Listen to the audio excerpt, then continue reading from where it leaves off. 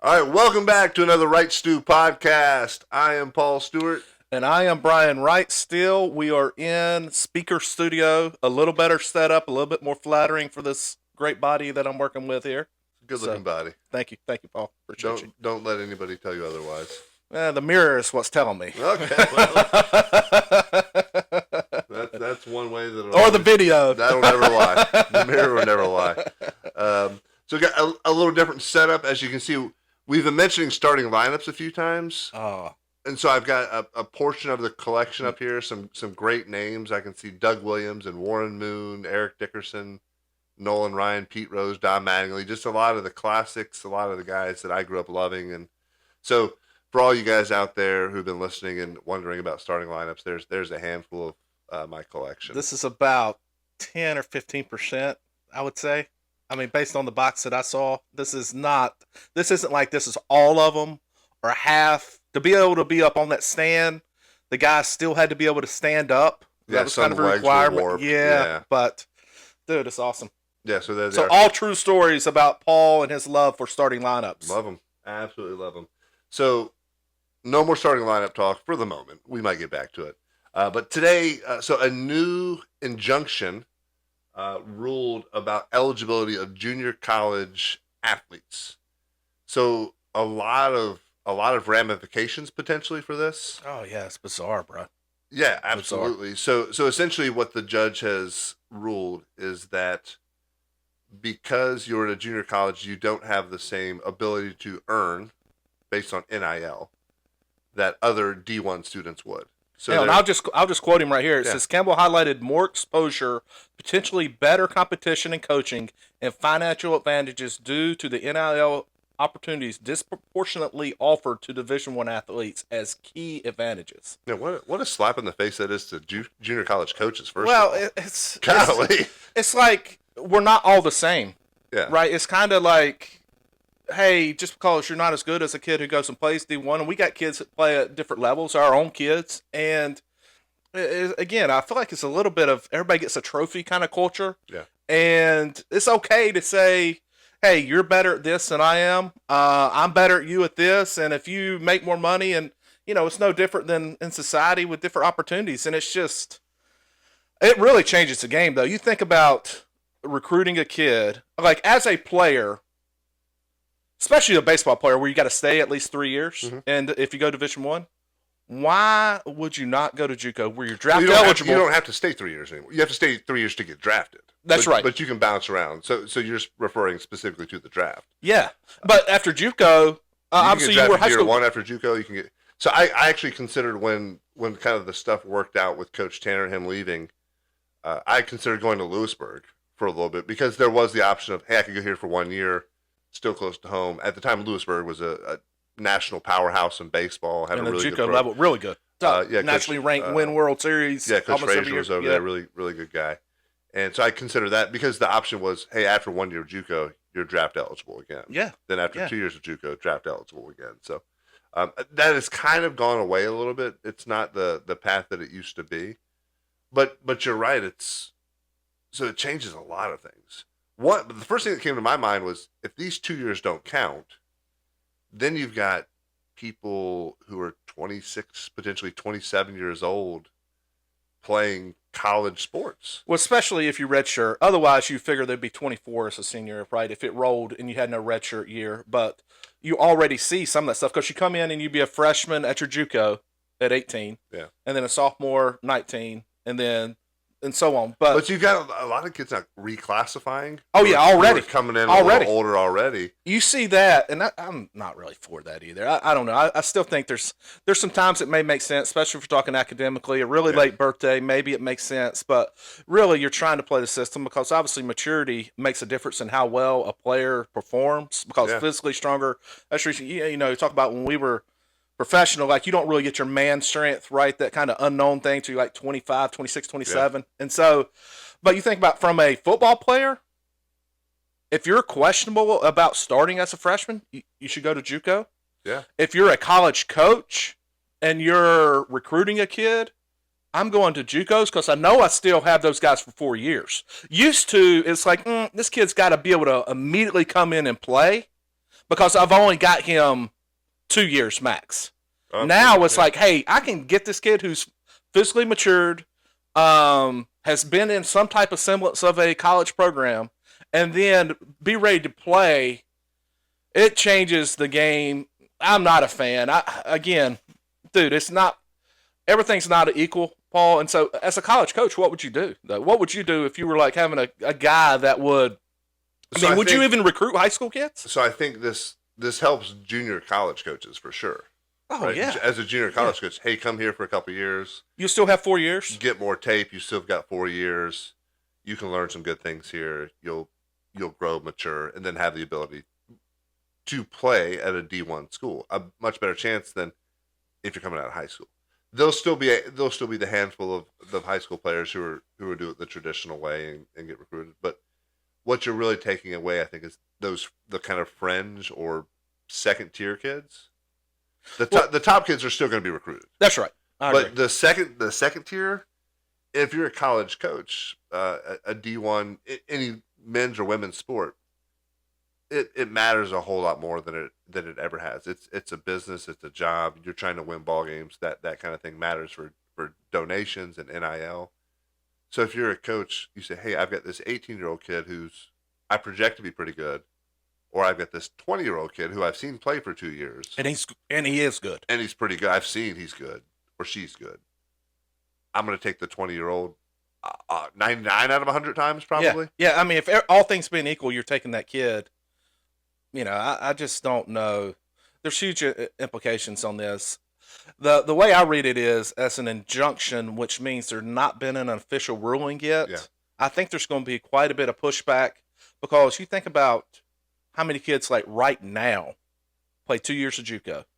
They're a senior this year, or they graduated last year, right? They would still have one more year or two more. Who knows at this point? And so it really doesn't. Hey, it's okay to say, hey, I had to go to JUCO and then I only had 2 years. It's just I don't know, and I don't want to be the hey, I'm not against change. Obviously, I was in favor of the golden bat rule.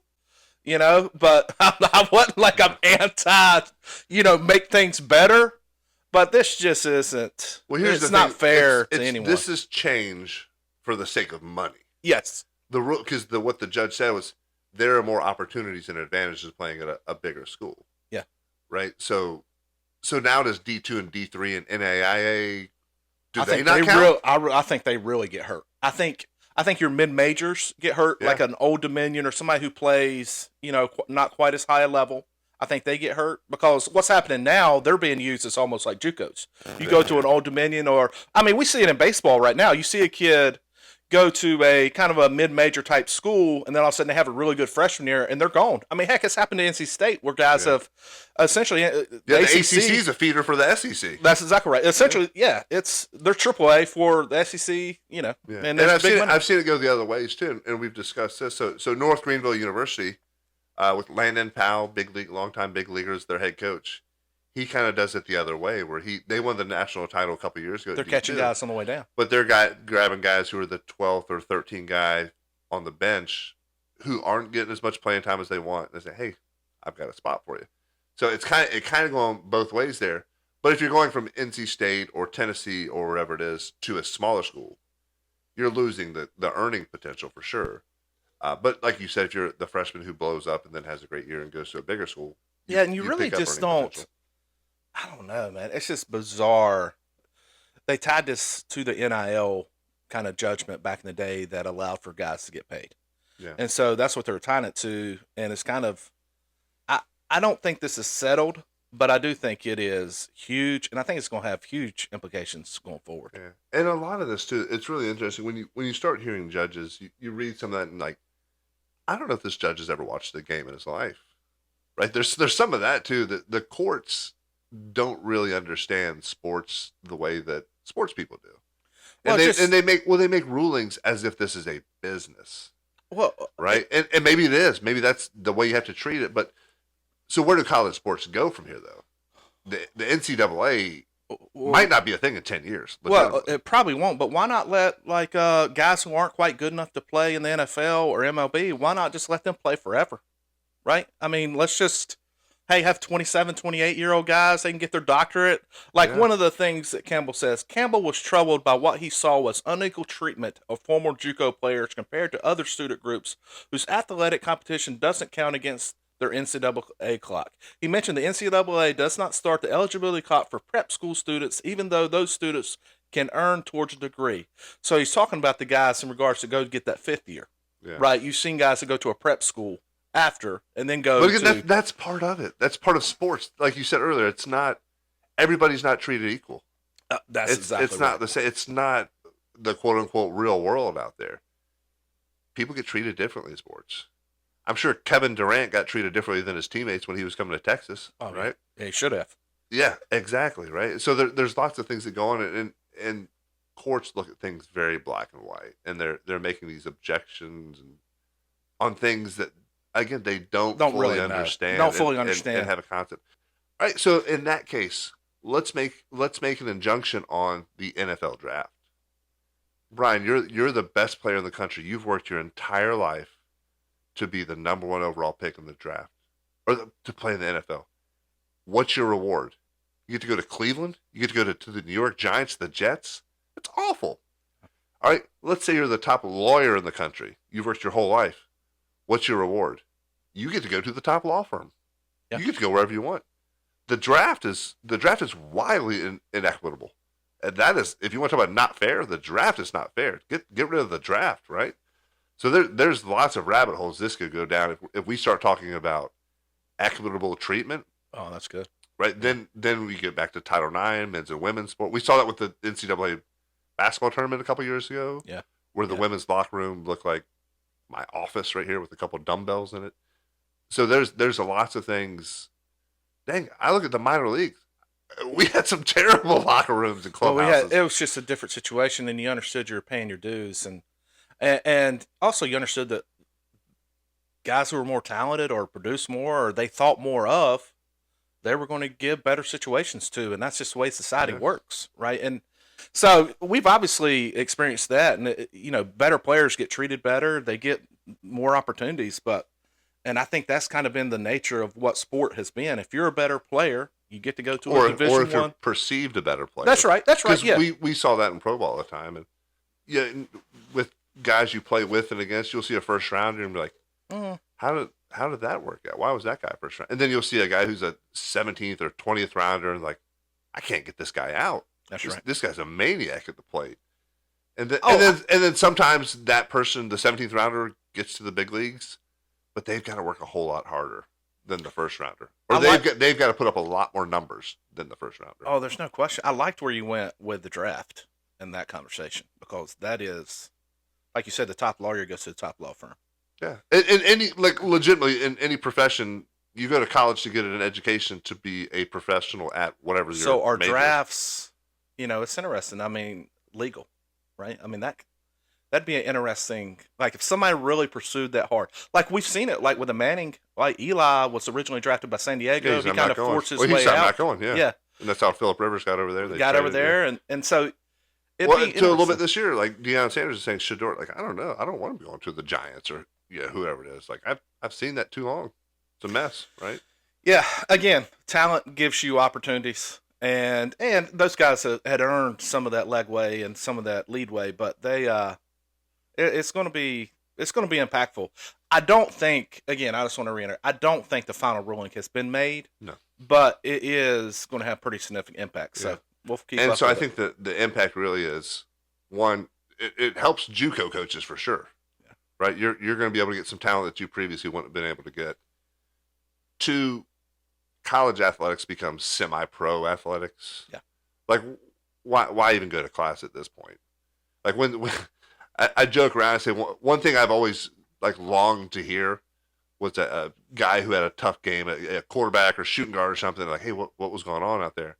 And they say, like, God, had a tough biology exam and was really, really locked in. Couldn't get into the playbook because I was studying, whatever it is. Well, the quarterback he's at Notre Dame, but he was at Duke last year. He famously was coming off the field. He didn't turn in a paper, and he was getting interviewed post game. He's like, "Hey, professor, I'm working on. I didn't quite get it done. If I can get an extension, and I don't know if that. I think they gave him the extension. Yeah, but yeah. yeah, I mean, it's So it's turned into, and I'm all for the players getting played. Yeah, I think that's we need some. But now we're something starting to around see it. there's got to be some guidance. There's got to be some guidelines. Yeah, and I don't know the NCAA clearly can't do that because they've botched it for so long. Well, the NCAA, what you're seeing with all these rulings with judges, they don't have any authority. No. They have no authority to. They're not. They might as well be the local tournament directors that we're dealing with in the tournaments we play in. They're just organizing tournaments and games at this point. Yeah, exactly. They're not. They have no rules that they can enforce. So it's their authority's gone. And so I think as a group of institutions, the only way this is going to change, there's going to have to be a big group of institutions that fight against it. And it's actually going to have to be all of them because it does help JUCOs. Yeah. But I think it hurts anything below your top tier. Yeah, your power 4 now. Yeah. And really, we say power 4, but probably even your power 2 conferences, right? I think it hurts everybody except them. Because again, would you go to an East Carolina or a Coastal if you could go to a JUCO and keep all your Division I eligibility? I think I would go to a JUCO first and see if I could go to a Clemson or see if I could go to a Georgia. So anyway, that's it. I mean, yeah, it's going to be situational for per kid and per family and that. But yeah, no, 100%. You've got more earning potential, and it's going to change the game for sure. So. So interesting topic. We'll continue to follow and see how that evolves. But thank you guys for listening today. We appreciate it. If you like any of these starting lineups, I would say put a bid on them, but I'm never getting rid of those things.